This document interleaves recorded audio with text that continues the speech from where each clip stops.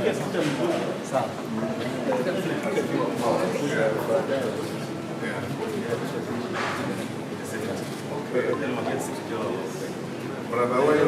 let's welcome the Honorable Julius Malema, being escorted by the Honorable Mukunji, Honorable Mwenje, Honorable Kalem Amisi, Honorable Amos Mwago, Honorable Hezena.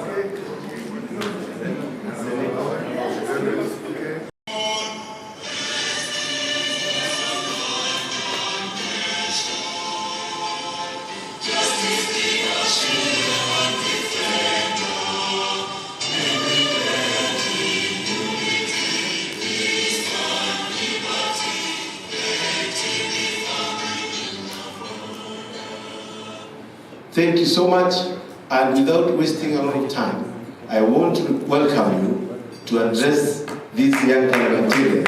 Welcome, Honorable Malema, the gentleman.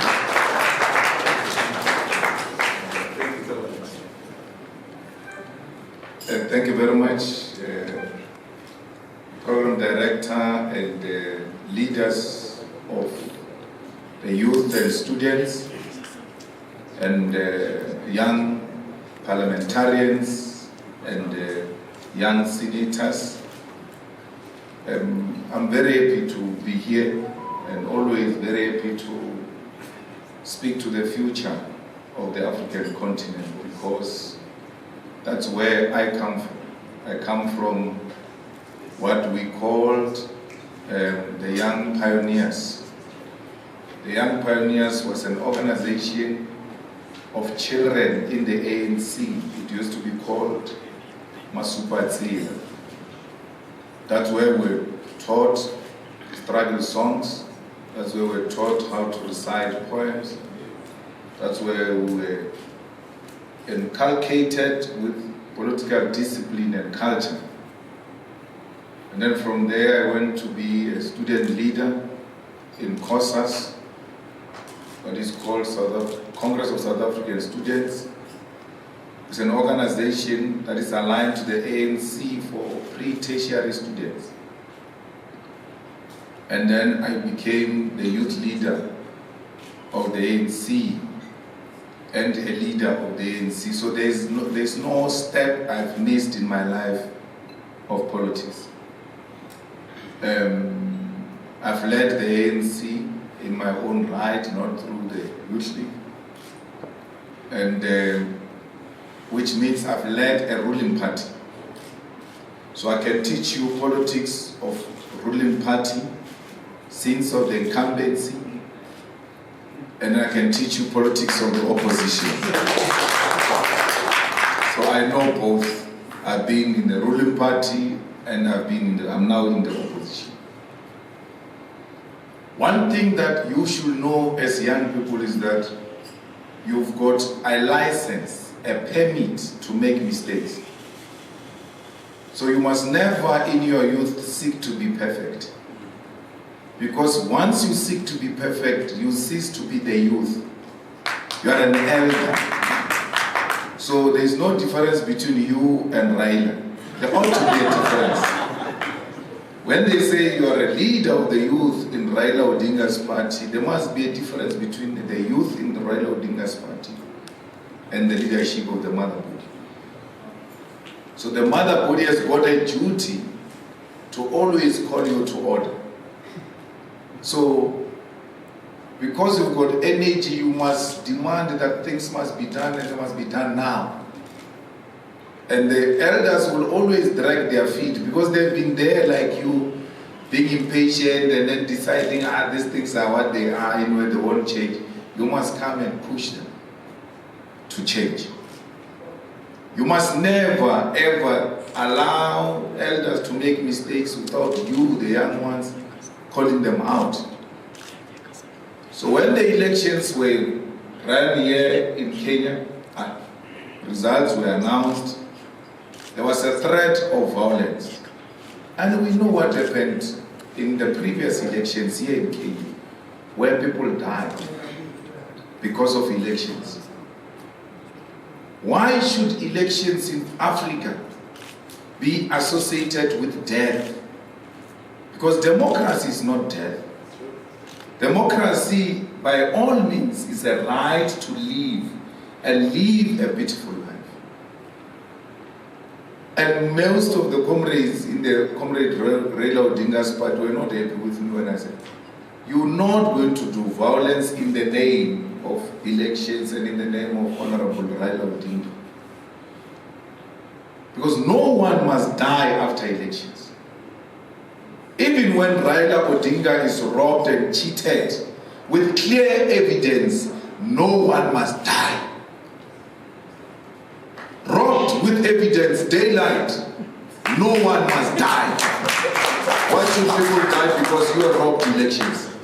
There are systems in Kenya where dispute can be made, and then once the final arbiter makes a final decision, whether we're happy with it or we're not happy with it, we must accept it.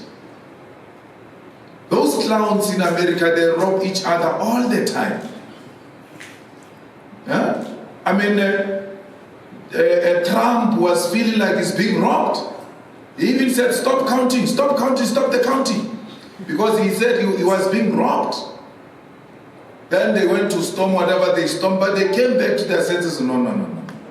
It's not done like that in America, where we storm things and people die in the name of elections. So if we say we are equal like them, we want to be at the same level with them, violence is not an option on the basis of electoral outcome. Must never be. Why is violence not an option? It's going to be black on black violence. And you can't say you're a Pan-Africanist and be willing to kill another African based on elections. If it is meant to be for President Raila Odinga to become president of Kenya one day, no amount of cheating will stop that. They can succeed now, it will eventually happen. So those who are not happy with me say, get out of Kenya politics. This is not South Africa. This is my home. This is my politics. Kenya's politics are my politics. The same way the politics of South Africa are yours.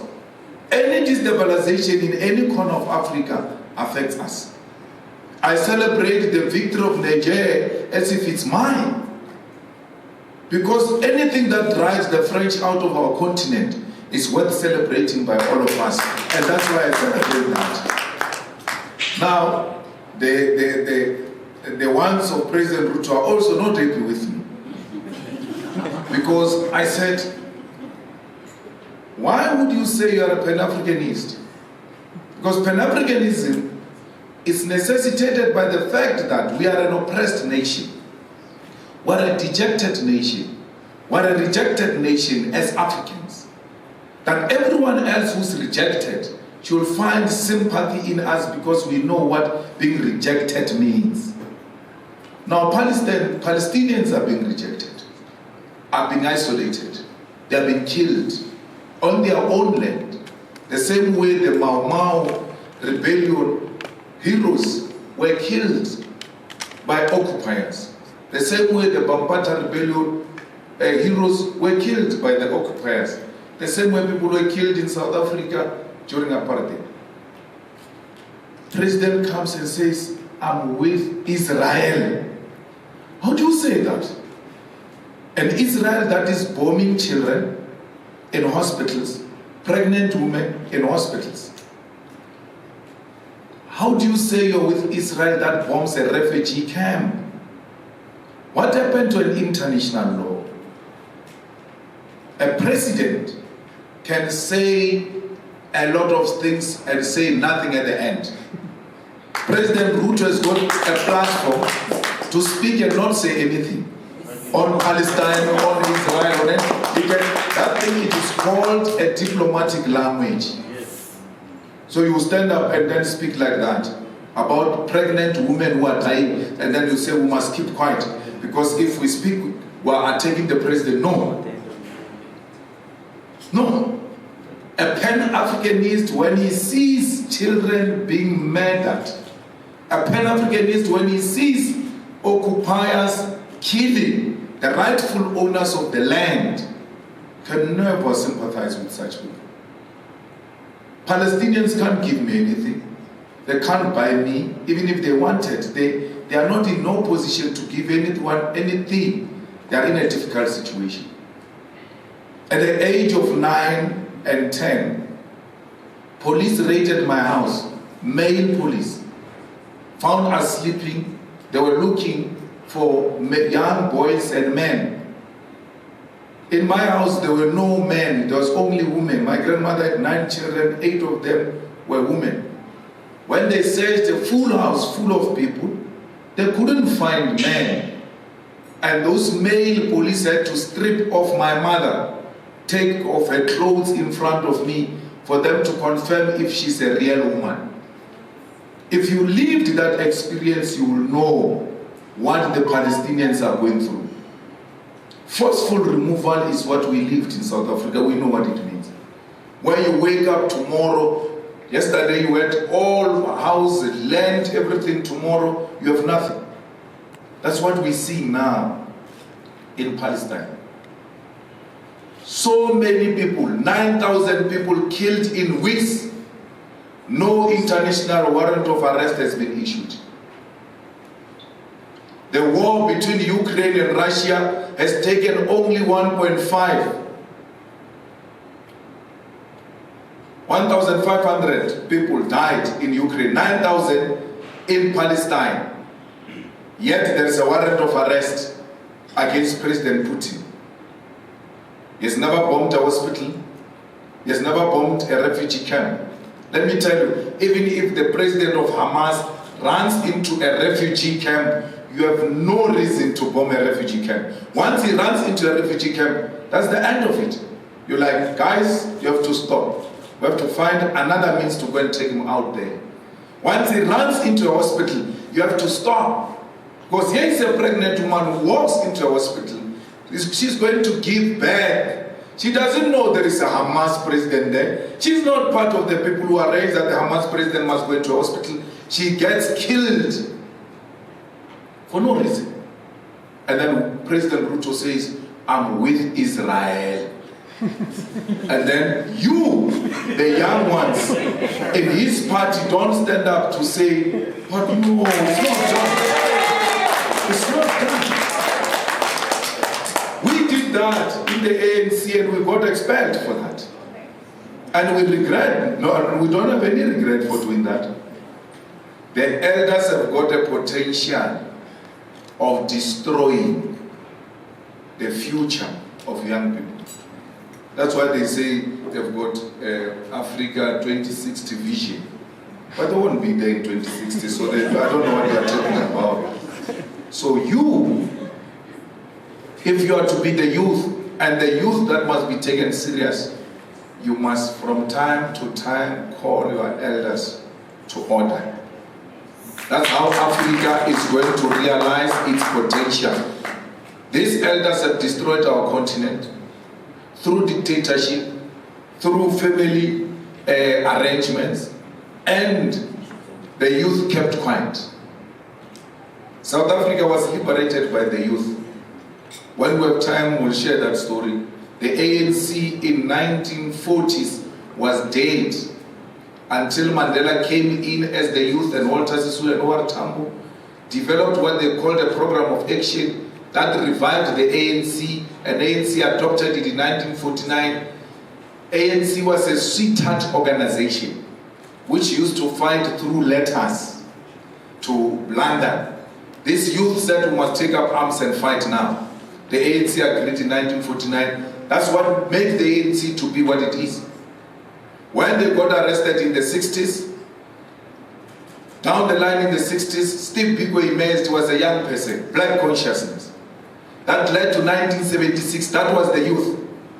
What O.R. Tambo said to the youth of South Africa in the 80s, render South Africa ungovernable and unworkable. The youth did that. In 1985 and 1986, South Africa had a permanent protest every day to a point where martial law was declared state of emergency twice in 1 year. Because they declared the first one, the youth were saying, we don't care, do what you want to do. They had to declare another one because they thought the youth didn't hear. But they heard and they were defiant. And that's what brought 1994 because of the youth of the 80s. So the youth of Kenya can make Kenya politics to be what you want them to be. President Ruto is a new, fresh air. Because, it has always been like, it is has to go between the Odingas and the former president, the Kenyattas. So when he came in, we're like, we now are graduating the, what do you call it, family dynasty.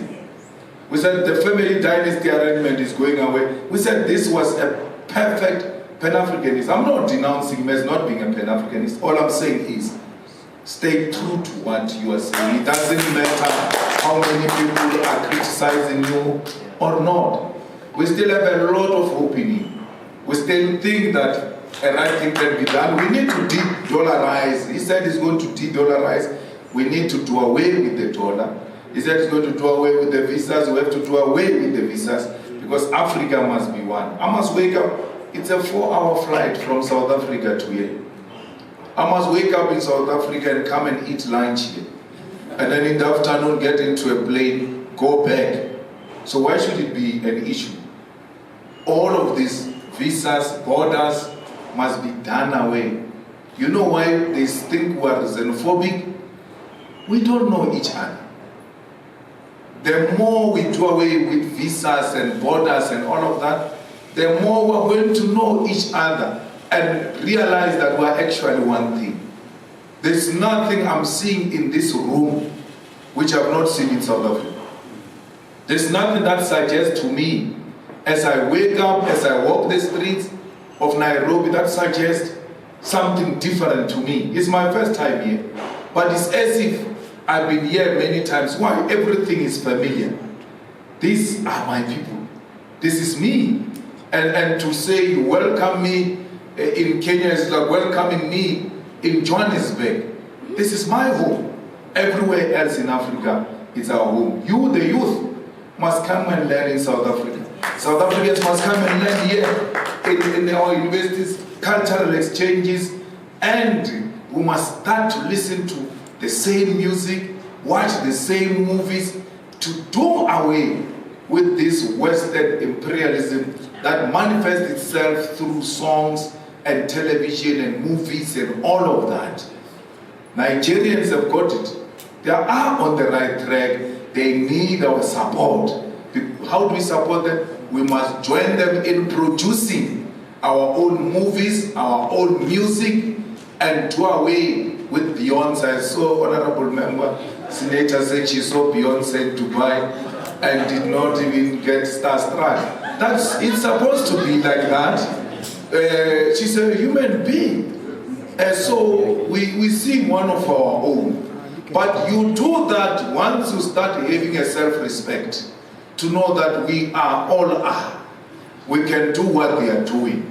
And we can even do it much more better than them because we are gifted nation. Remember, we're surviving under difficult conditions of colonialism and imperialism. Imagine, as we survive under such conditions, imagine if there were no such conditions. Would have been something else in this world. The world will be coming to nil here because of who we are. So many resources. 90% of the platinum of the world is found in Africa. You can look at what they do in Nigeria. They take over through a revolutionary coup, remove the French puppets, remove the French, and then increase the price of uranium by huge percentages because France was stealing it and buying it with low amounts of money. Then the boys come and say, no ways, you're going to pay market price. As a result, in less than a year, because of political decisiveness, that's what politics can do. In less than a year, Nigeria is now one of the biggest, the fastest growing economy in Africa because of revolutionary efforts. So, all these clowns that have colonized us don't need anything. They need a political will to say, this is us, this is where we stand. You either like us or you don't like us. But we're not going to trade with people who disrespect us. You're going to respect us and you're going to trade with us in this way. So that's you, the youth, who must radicalize the politics of the ruling party and the opposition and say anything that is not African, we're not going to associate with it.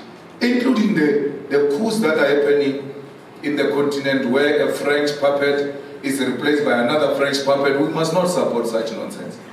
Like it happened in Guinea, Conakry, where a president is removed. We thought, oh, maybe there's something. Only to realize there's another puppet of France. France who's coming to take over the country without introducing anything drastic and revolutionary to turn around the Guinea Conakry, except to say, no, that president wanted to increase his years in office. That's why we stopped him. What is revolutionary about that? Because this term of offices, of saying you serve 2 terms, 3 terms, they are also not ours. They were imposed on us. So it must not look like when you say a person can't serve more than 2 terms, you think you are revolutionary. No. The people themselves will make their own setup of how they want to be ruled. That's fine. If they want 2 terms, it's okay. But don't speak like it's a God-given fact that we must serve only 2 terms because America said so or Britain said so. No. You remove a president in Guinea-Conakry, replace it with a French puppet. You have a war going on. So many, I said to you, 1,500 Ukraine, Russia, 9,000 in Palestine. I think it's more than that in DRC. In DRC, no one is saying anything because the barbarics, the monkeys are killing each other. We don't care, let them finish each other there. It can't be that if there is a different race being killed, there is noise. But when there are Africans being killed, it doesn't matter African on African or state on state, tribe on tribe, as long as there is death, people being killed, there can't be any amount of justification. No one has ever said anything about that death which is happening in DRC, where thousands are being killed. No one can say anything. You know why? It's an African life. It's a cheap life. They don't care about it. So we'll have this conversation one day. These guys are showing me the time there at the back. So I have to disappear. But thank you for coming.